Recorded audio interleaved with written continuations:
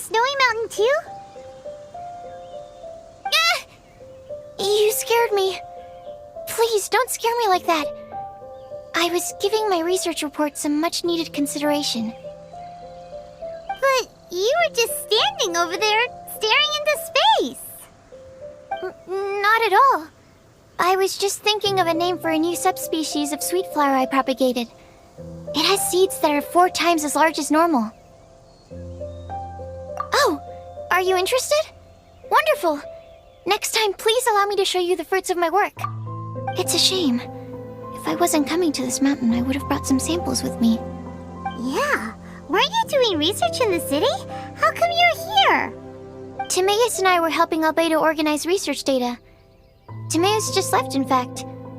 You didn't run into him? Sure didn't. He said that he wasn't as sharp as Albedo when it came to data. By quite a long shot, in fact. The significance of some things Albedo is able to grasp almost immediately, but we, on the other hand, take considerable time. I fear that this must be the difference in our knowledge and experience showing. Timaeus seemed rather depressed about the matter. He said he was going to take a walk, so I'm currently settling the leftover affairs myself. I was originally going to take a look around myself after finishing up here, but unexpectedly, I gleaned some interesting data from these reports. But, well, guess my search for secrets will have to wait. Secrets? Ooh, what secrets? Actually, do you two have time right now? Don't have anything on us but that. Then, could I ask you for a favor?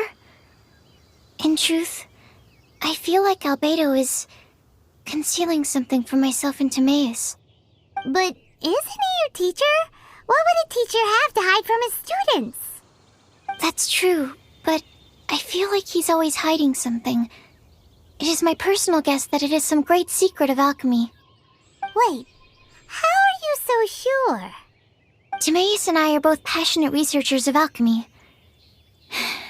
If it was anything else, Albedo wouldn't have any reason to hide it from us. You do have a point. Could you help me investigate what it is that Albedo's hiding? Please. I'm just too curious. What do you think? Yes! Thank you, thank you! Alright, let's take a little trip, shall we?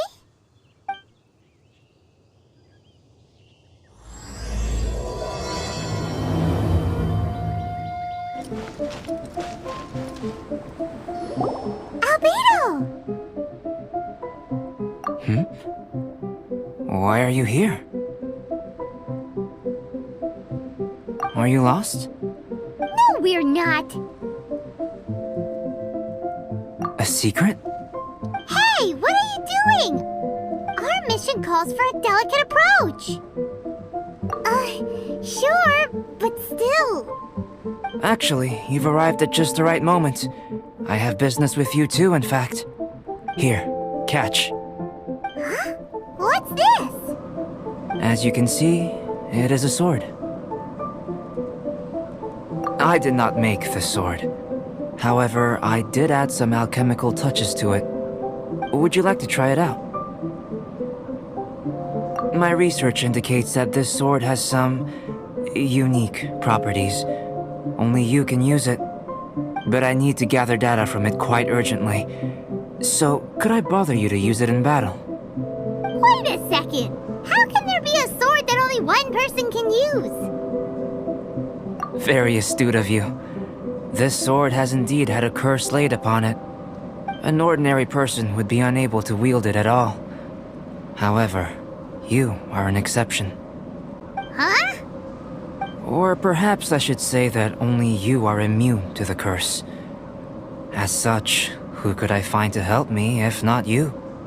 We gain little from saying more. Go find some monsters nearby. After all, some things are best discovered through practice. Over here! It's with this brat! Give it back, you thief! Treasure hoarders? There are treasure hoarders in a place this cold? Enough talk! Hand it over!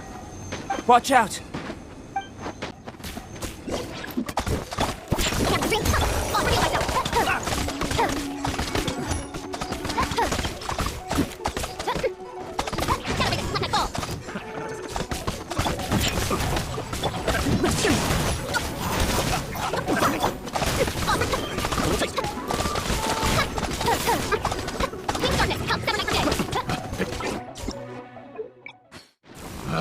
Now that's rich! Treasure hoarders calling us thieves? They certainly arrived quickly. Goodness, no. They seem to have been talking about this sword. What's going on? Why are you looking at me like that? Of course I didn't steal this sword.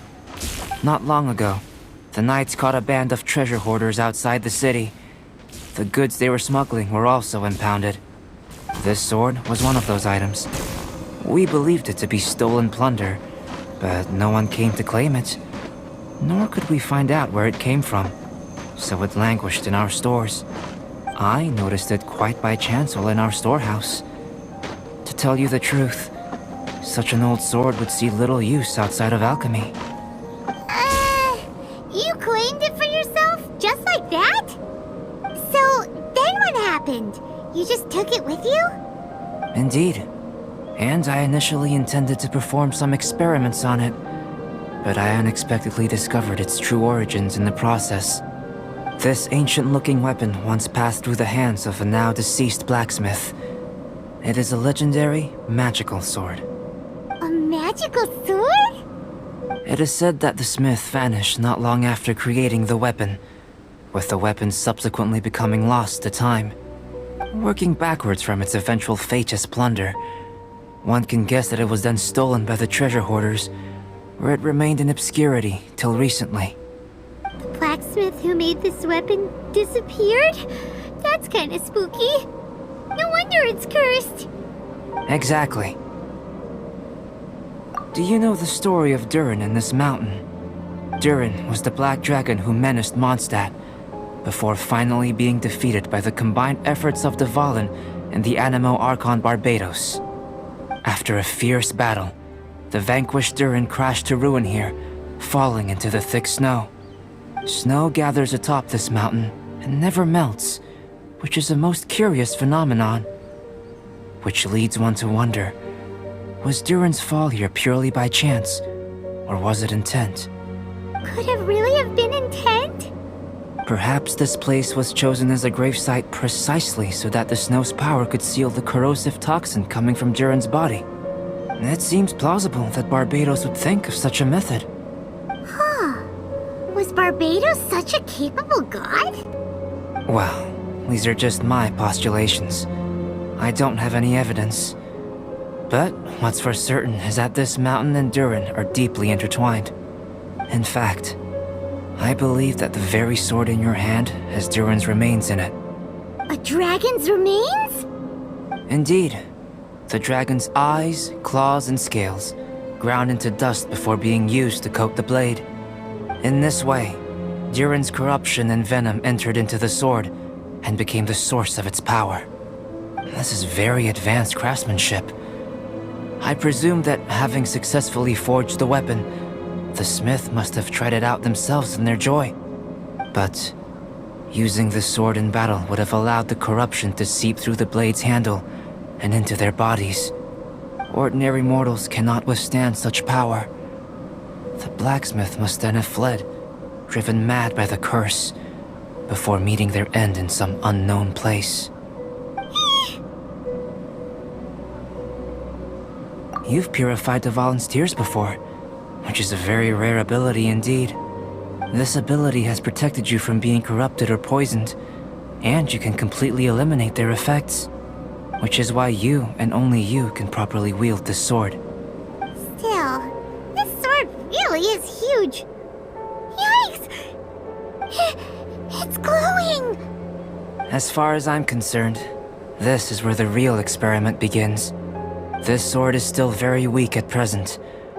However, it is able to absorb energy, and through that, it is able to constantly become stronger. In some sense, you could even say that it is a living thing.